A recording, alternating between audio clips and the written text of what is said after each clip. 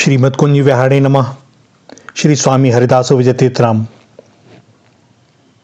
भगवान नाम की महिमा अगाध है। नाम की अलौकिक सामर्थ्य का वर्णन कोई नहीं कर सकता।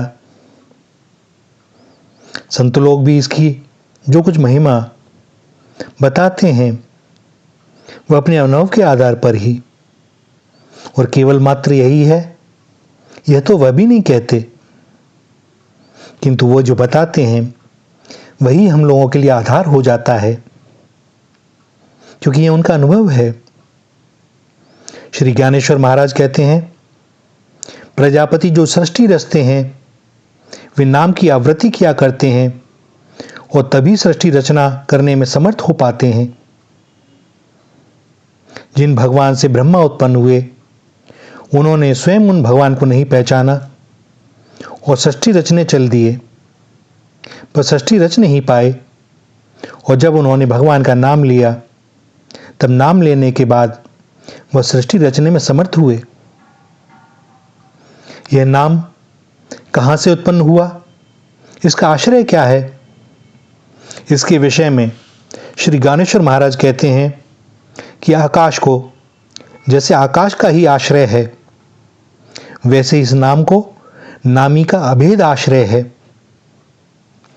आकाश में उदय होने वाले सूर्य ही जैसे सूर्य को प्रकाशित करते हैं, वैसे ही भगवान ही अपना नाम व्यक्त करते हैं, उसे प्रकाशित करते हैं। और भैया ये नाम आप ऐसे समझें कि नामी पतंग है और नाम डोर।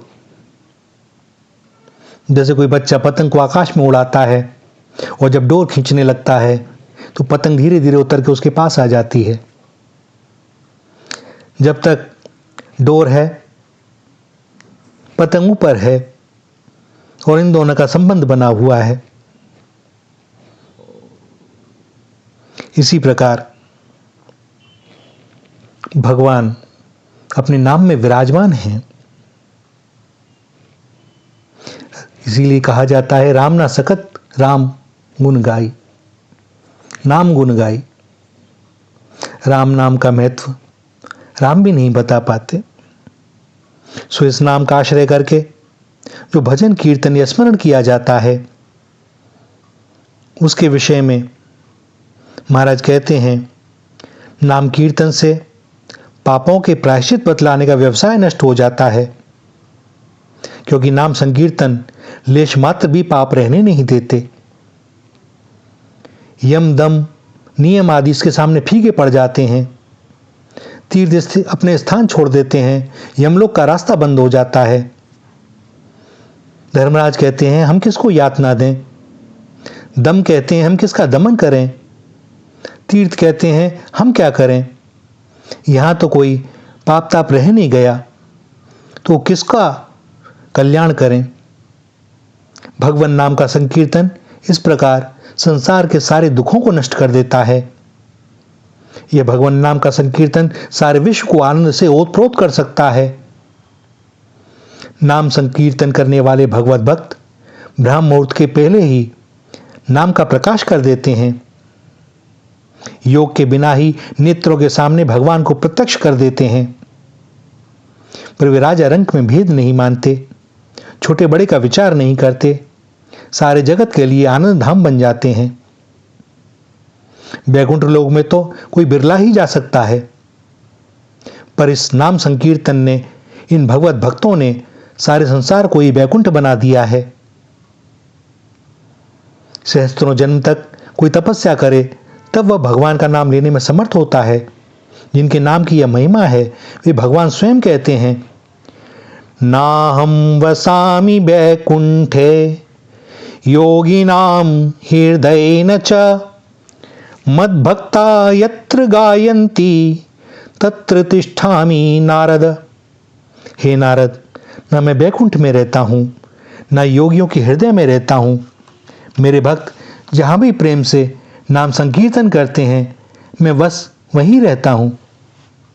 और इसका कारण यह है कि भगवत भक्त भगवान के गुणों से इतने तृप्त होते हैं कि वे देश काल को भूलकर केवल भगवान नाम संकीर्तन में ही मगन रहते हैं। कृष्ण, विष्णु, हरि, गोविंद नाम के ही छंद गाया करते हैं। और इसीलिए तुकाराम जी महाराज कहते हैं कि उठते बैठते भगवान नाम लेने से संसार के सारे दुख छूट जाते हैं। भाई, इस लाभ को कोई न छोड़े। इससे भगवान के श्री चरण मिलते हैं। नाम से बढ़कर कोई भी साधन नहीं है।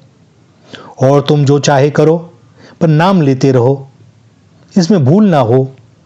यही मेरा सबसे पुकार पुकार कर कहना है। जब कंठ से नाम उच्चारण हो तो देखो कि सामने भगवान खड़े हैं। इस रीति से उनका ध्यान करो, मन से उनका चिंतन करो। नाम कीर्तन में बड़ी सुविधा है कि भगवान आ जाते हैं, जो ब्रह्मादिकों के भी ध्यान में सहसा नहीं आते। सो सार वस्तु को ग्रहण करो, मन से हरि रूप को देखो। चारों वेद जिनके लिए हैं, उनका नाम कंठ में धारण कर लो। क्यों व्यर्थ ही इतना कष्ट उठा रहे हो? अन्य किसी साधन की कोई आवश्यकता भी नहीं है। 18 पुराणों में नाम के सिवा और कोई बात नहीं है। गीता का जिसने उपदेश किया है, वही इस ईंट पर पधारे हुए हैं। हरि नाम लेते रहो, बस यही सार है। वेदों की वाणी अनंत है, पर सार इतना ही है कि श्री विट्ठल की शरण ले लो और निष्ठा के साथ नाम जपते रहो। इस प्रकार नाम की महिमा को संत श्री ज्ञानेश्वर महाराज और संत श्री तुकाराम महाराज ने अपने ग्रंथों में स्थान स्थान पर कहा है और यही बतलाया है कि नाम से भगवान मिलते हैं। नामोच्चार के द्वारा श्री ज्ञानेश्वर महाराज कहते हैं, अखिल संसार को हम सुख में कर सकते हैं, तीनों लोकों को आनंद से भर सकते हैं। सो जो अपने जीवन को सुख में बनाना चाहते हो, वे वेदों और संत वचनों पर पूर्ण विश्वास करके अखंड नाम स्मरण करना आरंभ कर दें। भगवान के श्री चरणों में ऐसी इस दास की प्रार्थना है कि सब को सद्बुद्धि मिले, सब लग जाएं इसी में और पालें उसको जिसके लिए भटक रहे हैं न जाने कितने जन्मों से। श्री राधा, श्री राधा, श्री राधा।